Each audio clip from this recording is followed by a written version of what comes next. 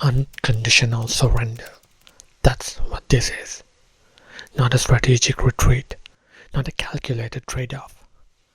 An entire generation of engineers, people whose entire identity was about questioning everything, just stopped fighting, handed over their thinking to a machine and said, "You decide." And the worst part? Most of them don't even realize it happened. They think they got more productive.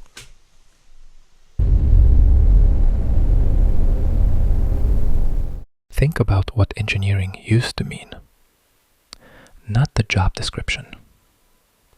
The mindset. An engineer was the person in the room who heard, "That can't be done," and treated it like a personal invitation. Someone hands you a spec, and you don't just build it, you interrogate it. You ask why. You push back. You find the flaw in the assumption everyone else accepted, and you build something better than what was asked for. That instinct, that defiance, is responsible for basically everything interesting that's ever been built. Every breakthrough in computing, in infrastructure, in design, came from someone who looked at the conventional approach and said, "No, there's a better way," and then went through the painful, frustrating, sometimes humbling process of finding it. That's not a personality trait. That's the craft. That's what makes engineering engineering, and not just task execution. So here's my question. What happens when you hand that instinct to a machine? Let's be precise about what AI actually gives you. AI is a pattern engine. It's trained on the aggregate of human output, millions of solutions, designs, and decisions blended together. And it's extraordinary at finding the center of that distribution, the median, the consensus, the most statistically average version of good. And for a lot of tasks, that's genuinely useful. Nobody needs a creative breakthrough to write a boilerplate config file. But here's where it gets dangerous. If you are an above-average engineer, then AI's ceiling is below yours. By definition, it's handing you the average of everyone's best work. You used to look at average work and feel offended by it.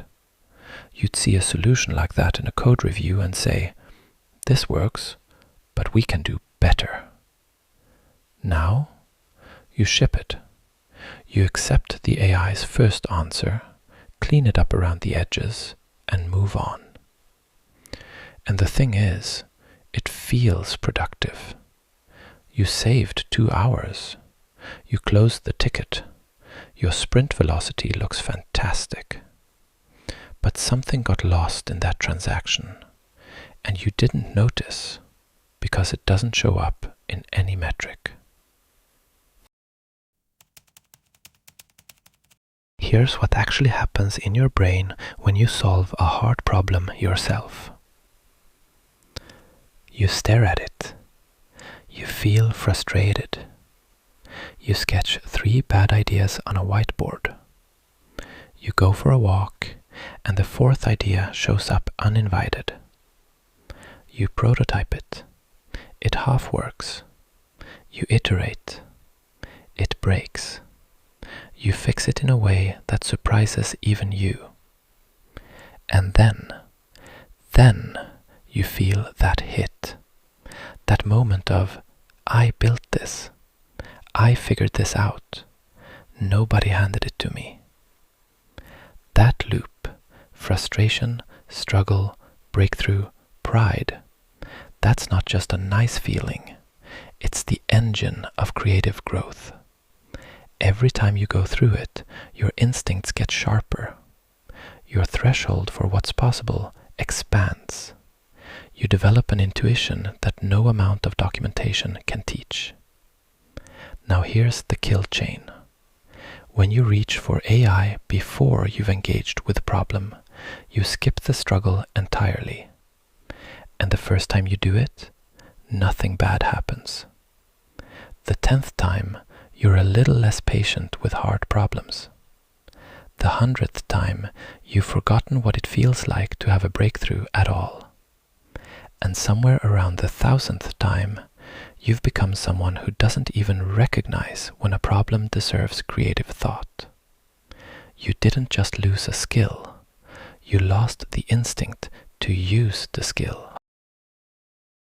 Let me paint two pictures. Engineer A gets a design problem. They sit with it, they sketch out approaches, they argue with the constraints. They find an elegant solution that nobody asked for, but everyone immediately recognizes as better. It took longer, it was harder, and the team learned something from it that they'll carry into the next project. Engineer B gets the same problem. They prompt an AI. They get a solid, workable, thoroughly average answer. They adjust the variable names, maybe restructure a function or two. They ship it in half the time.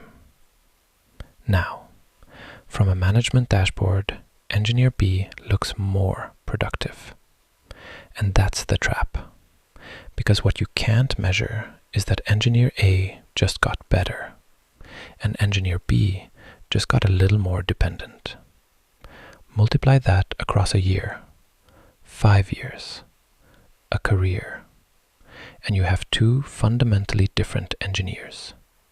One who can improvise when the blueprint doesn't fit reality, and one who freezes the moment the AI doesn't have a pattern to match.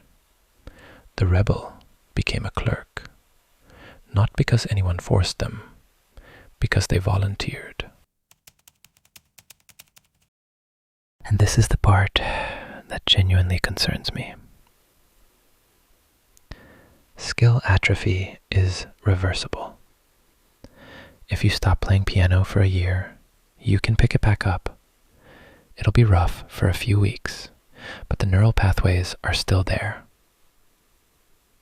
But identity atrophy? That's different. When you stop thinking of yourself as someone who solves hard problems, when you start thinking of yourself as someone who manages an AI that solves hard problems, you don't just lose the ability, you lose the desire. You lose the part of you that was restless with an unsolved puzzle, that saw a messy system and couldn't rest until it was elegant. That's the real cost. Not worse code, not lower quality output. The cost is that the voice in your head that used to say, "I can do better than this," goes quiet. And once it goes quiet, most people never notice it's gone.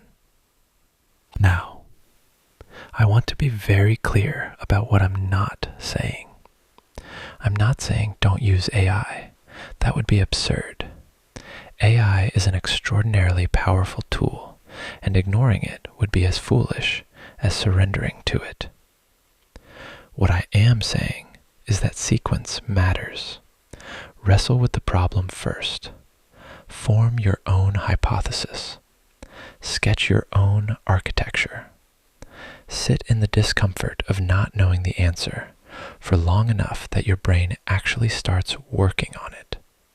And then bring in AI. Use it to stress test your approach.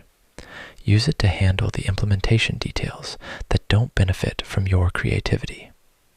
Use it to find edge cases you missed. AI as a sparring partner, not a ghostwriter. There's a world of difference between an engineer who says, "Here's my solution. AI, what am I missing?" and one who says, "AI, what's the solution?" The first engineer is amplified by the tool. The second is replaced by it. They just haven't been told yet.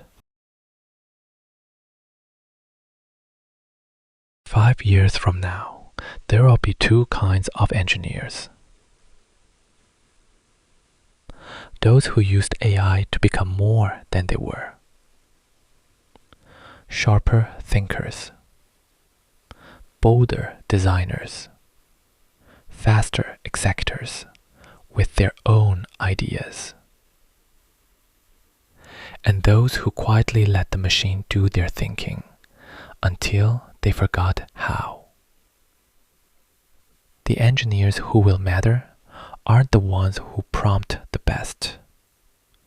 They're the ones who think the best and use AI to amplify thinking they've already done. Your ingenuity is not a bottleneck to be optimized away. It's a competitive advantage. It's the thing that makes you, you. The reason someone hired a human being and not a subscription. So the next time you face a hard problem, before you open that chat window, pause. Give yourself 10 minutes, 30, an hour. Fight with it. Let it frustrate you, because that frustration is the price of admission to the kind of solution no machine will ever produce. The rebellion isn't over, but it needs you to choose to keep fighting. Don't surrender.